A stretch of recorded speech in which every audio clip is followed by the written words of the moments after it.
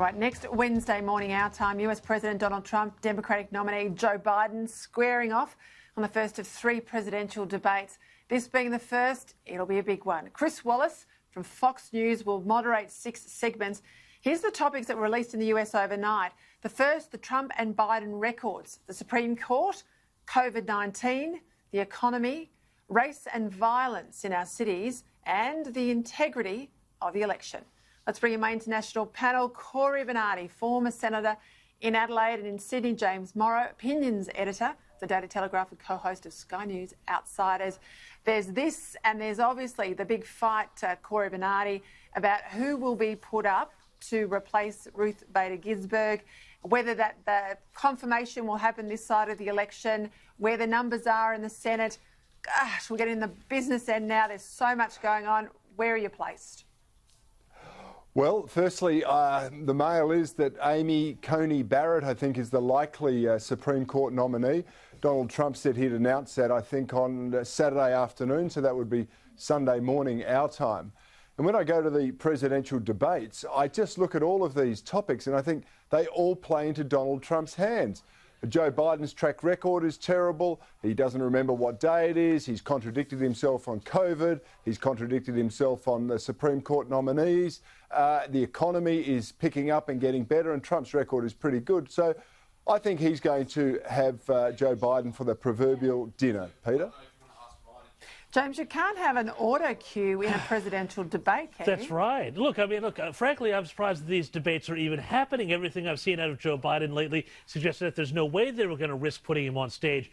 But I just want to caution, I agree with a lot of what Cory said, but I do think there are some pitfalls in there. There's going to be a huge game of gotcha that's going to be played after the debates to take anything Trump said out of context, about the number of COVID deaths, about the integrity of the elections, about race relations. Those are some real hot-button topics.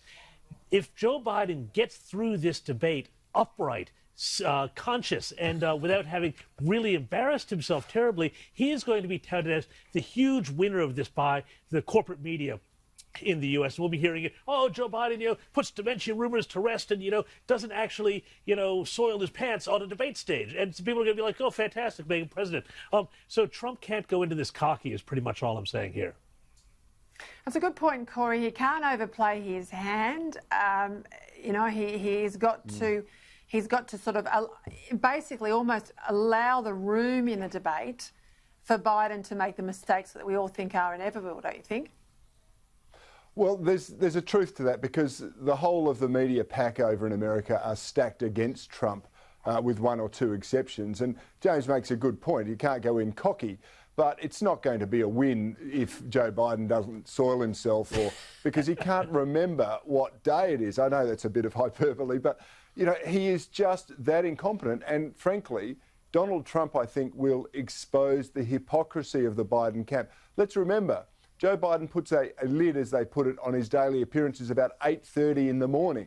So he does one appearance and then puts a lid on it. How is he going to appear on a debate stage late in the evening? It's just, it beggars belief, quite frankly. James, interesting. Ruth Bader Ginsburg passed away over the weekend. I think I watched wall-to-wall US channels, various channels, for 24 hours. You and me both. A lot of debate about her, saying that she doesn't want to be replaced until after the election. Of course, Article 2 of the Constitution is pretty clear. It's got nothing to do with the passing away of the judge getting to decide anything. It's all the president and only the president. That's right. It's going to be extraordinary. The numbers look like they are there to have this confirmation hearing and Senate vote this side of November. Do you think, like Cory, the pick is the pick?